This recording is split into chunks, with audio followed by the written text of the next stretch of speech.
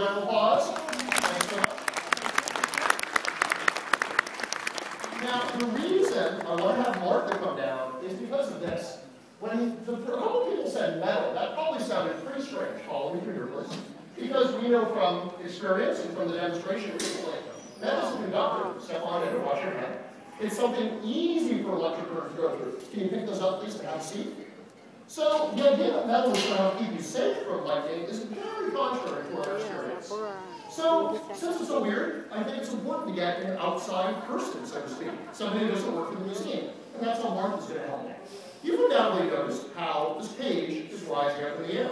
If we rise it up in the air, that means that it will be the path of least resistance for the machine's lightning. You can also see, in case you're still hanging on to the rubber tires idea, this cage doesn't have any. And finally, we can prove it's made of metal. Now, Martha, while safe, we'll take one of these. Would you touch it, Mara, while safe? No! Just kidding. Touch it again. Is it metal?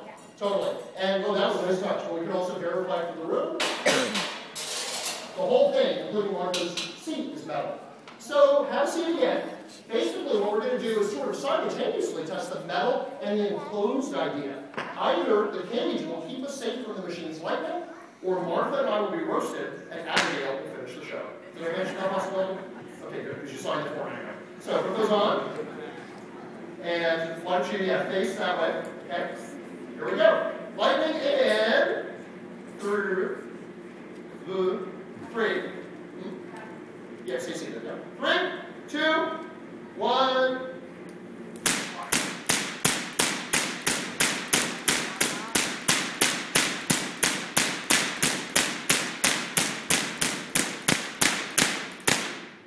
And you tell me that's not cool. It is very cool. So far it seems to be working. We're safe in here. But I want to give you a little more detail about why.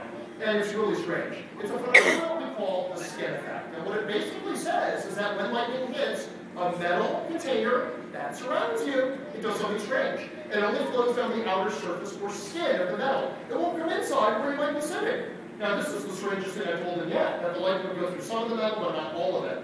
Well, once again, in science, when we have ideas, we test them. And if I were to prove to them, Martha, that even when the lightning's out here, it's not in here, there's only one way I can do it. Ready? 3, 2, 1.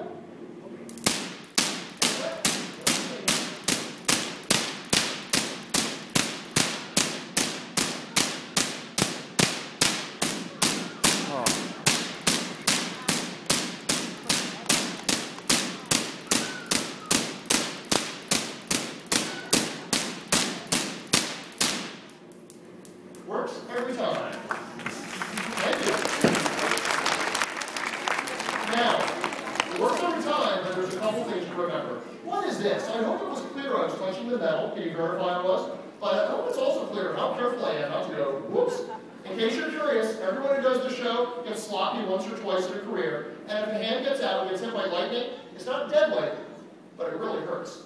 So, since natural lightning would do much worse, keep your hands in the car with the windows closed. It is also true, like this young lady said, the metal has to surround you. It's okay to have spaces for the windows, like I've got holes between the bars. Convertibles don't have enough up top. And finally, it has to be lightning. That means if you're ever driving and you see a power line down across the road, you can just drop those. Don't drive over it any more than you would walk over it. Chat with me after the show, and I'll explain more. But can we have one last round of applause for Martha as she leaves the game? Great job. Now, not to wrap up my program, as I mentioned, the last thing we're going to do is fire up everything to full blast and make an indoor lightning storm. It'll last about 60 seconds, and if you have any questions for me, give me a couple of seconds to shut things down. I'll meet you at the edge of the stage. We'll please discuss how far we're safety. And after I take maybe 2 questions, I thought I would turn on that small machine and give out zaps to anybody who wants it, even if they're under 10. They're much more fun than they sound. Because we have such a big group today, I'm not going to be doing any more hair afterwards, just so we can be fair, but I can stick around at least 15 or 20 minutes to answer questions and give out zaps. So we hope you're having a great time at the Museum of Science today, and before you leave, sit back, relax, and enjoy the fireworks. Let's make some noise.